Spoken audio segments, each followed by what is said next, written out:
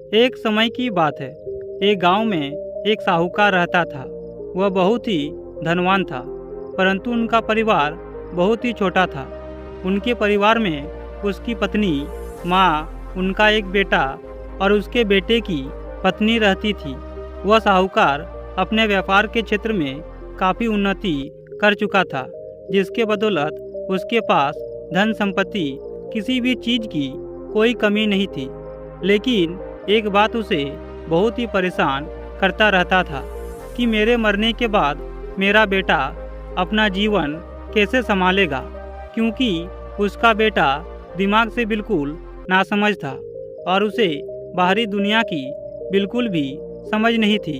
और इसी प्रकार से समय बीतता गया। कुछ दिनों के बाद साहूकार का स्वास्थ्य खराब रहने लगा। अब उसे महसूस हो गया था कि उसकी मृत्यु किसी भी क्षण हो सकती है। यह सोचकर उसने नासमझ बेटे को अपने पास बुलाया और उसे अपना जीवन संभालने के लिए अपने बेटे से कहा कि बेटा, मैं जानता हूँ कि मेरी मृत्यु होने के बाद मेरे सारे संपत्ति को तुमको ही देखना होगा, इसलिए मैं तुम्हें अपने जीवन से जुड़ी 4 सीख बता रहा हूँ जो तुम्हारे जीवन में बहुत काम आएगी। और इस प्रकार से उसके पिता ने कहा, बेटा, मेरा पहला सीख बहुत ध्यान से सुनना। जब भी काम पर जाओ तो छाँव में जाना और छाँव में ही वापस घर आना। दूसरी सीख, घर के चारों तरफ चमड़ी की बाड़ करवाना। तीसरी सीख, हमेशा मीठा भोजन करना। और चौथी सीख यह है कि अपने पत्नी को हमेशा बांध कर पीटना। इस प्रकार से बेटे को 4 बातें सिखाते ही साहूकार स्वर्ग लाभ हो गया। और इस प्रकार उसके बेटे ने अपने पिता की 4 बातें अपने जहन में बिठाई और एक नई जीवन की शुरुआत करने लगा। लेकिन जब उसका काम धंधे पर जाने का समय आया तो उसे अपने पिता की बात याद आ गई।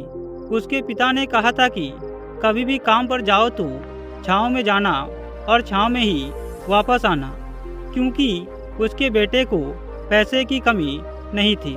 इसलिए उसने यह बात याद करके अपने घर से ऑफिस तक एक बहुत बड़ा टेंट लगवा दिया ताकि वह धूप से बच सके।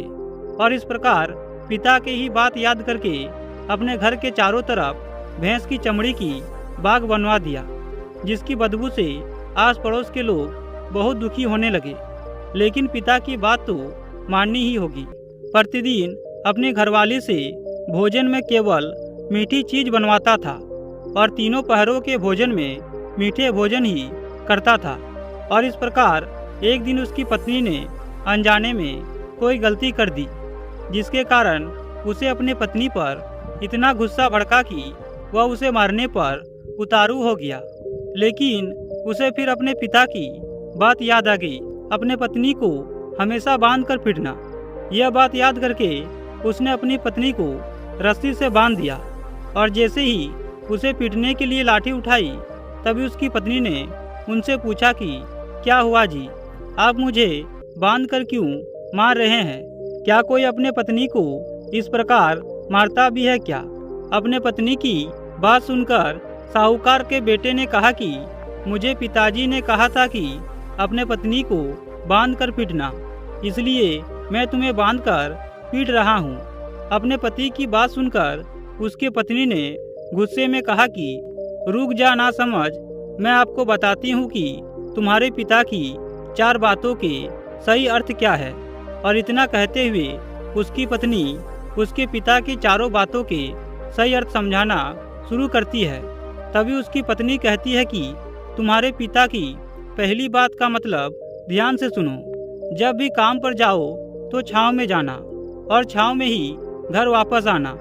इसका अर्थ है कि प्रतिदिन काम पर सूर्योदय होने से पहले काम पर जाना और सूर्यास्त होने के बाद घर वापस आना, ताकि अपने काम में इतना व्यस्त हो जाओ कि बाहरी दुनिया के मोह माया से दूर रह सको। लेकिन तुमने तो घर से ऑफिस तक टेंट लगवा दिए ताकि तुम धूप से बच सको। क्या ये उद्देश्य था तुम्हारे पिताजी का? आगे उसकी पत्नी कहती है कि तुम्हारे पिता की दूसरी बात का मतलब यह है कि अपने घर की सुरक्षा के लिए कुत्ता या बिल्ली पालना ताकि चारों ओर से सुरक्षित रहा जा सके। लेकिन तुमने तो घर के चारों तरफ भैंस की चमड़ी लगवा दी, जो कि अर्थहीन है। और इस प्रकार आगे उसकी पत्नी कहती है कि तुम्हारे पिता के तीसरी बात का मतलब है हमेशा भूख तेज लगने पर ही भोजन करना। इससे एक सूखी रोटी भी मीठे भोजन समान संतुष्ट देगी। जब किसी को बहुत तेज भूख लगती है तो वह यह कहकर भोजन का अपमान नहीं करता कि यह तुमने क्या बना दिया, भला ये भी कोई खाता है क्या। यह तुच्छ लोगों के काम होते हैं और तुम प्रतिदिन मुझसे मीठा भोजन बनवाते हो, जो मनुष्य को गंभीर बीमारी की ओर ले जाता है। और इस प्रकार उसकी पत्नी आगे कहती है कि तुम्हारे पिता की चौथी बात का मतलब यह है कि पत्नी को केवल तब तक पीटना जब उसके कोई औलाद हो जाए, क्योंकि औलाद होने से एक स्त्री रिश्तों में बन जाती है। जब तक किसी स्त्री के औलाद नहीं है तब तक वह स्वतंत्र है। अगर उसकी औलाद छीनने की कोशिश करेंगे तो वह अपने स्वतंत्र मन से कभी भी उड़ सकती है। आगे उसकी पत्नी कहती है कि हाथी के दांत दिखाने के और तथा खाने के कुछ और, अर्थात पिता ने तुमको सिखाया कुछ और, बेटा सीखा कुछ और। उसकी पत्नी इतने दिनों से मौन इसलिए थी, वह अपने पति के नासमझ दिमाग को भली भांति जानती थी। इसलिए उसने अपने पति को उसके हाल पर छोड़ दिया, अर्थात करने दो जो करता है। लेकिन नौबत जब सच में उसके ऊपर आ गई तो वह भड़क उठी और उसे अपनी चुप्पी तोड़नी पड़ी। आगे उसकी पत्नी कहती है कि अगर मेहनत और किस्मत दोनों एक साथ रंग लाए तो सुखी होने से फिर कोई नहीं रोक सकता। इसलिए अपने जीवन में सुखी रहने के लिए इन 5 बातों को ध्यान में रखना। पहली बात, जीवन में शिक्षा को सबसे बड़ा शस्त्र बताया है। वे कहते हैं कि शिक्षा इंसान के दिल व दिमाग में फैले अंधकार को दूर भगाता है।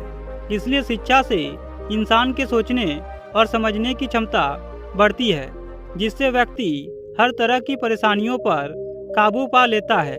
शिक्षा से व्यक्ति में विश्वास जागता है और हर चीज को करने का सामर्थ्य खुद विकसित हो जाता है, जिससे जीवन सुखी हो जाता है।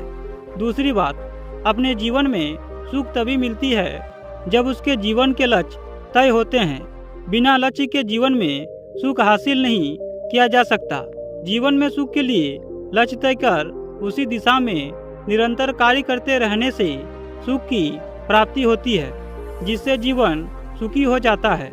तीसरी बात, कोई भी मनुष्य तब तक सुखी नहीं हो सकता जब तक कि वह अपने जीवन में अनुशासन न लाए। वे कहते हैं कि जीवन में सुख को हासिल करने के लिए अनुशासन का होना बहुत जरूरी है। अगर जीवन में अनुशासन नहीं रहेगा तो व्यक्ति नाकामयाबी की ओर बढ़ता है। इसलिए जीवन में सुखी रहने के लिए अनुशासन का होना बहुत आवश्यक है। चौथी बात, कहते हैं कि अपने जीवन में सुख तब तक नहीं मिल सकती जब तक कि किसी कार्य के लिए सही समय सारणी ना हो। इसलिए मनुष्य को जीवन में सुखी रहने के लिए समय का सारणी बनाना बहुत आवश्यक है। पांचवी बात, अपने जीवन में सुखी रहने के लिए महत्वपूर्ण कुंजी मेहनत और लगन है। वे कहते हैं कि मेहनत और लगन से ही लक्ष्य को हासिल करने में कामयाबी मिलती है, जिससे जीवन सुखी हो जाता है।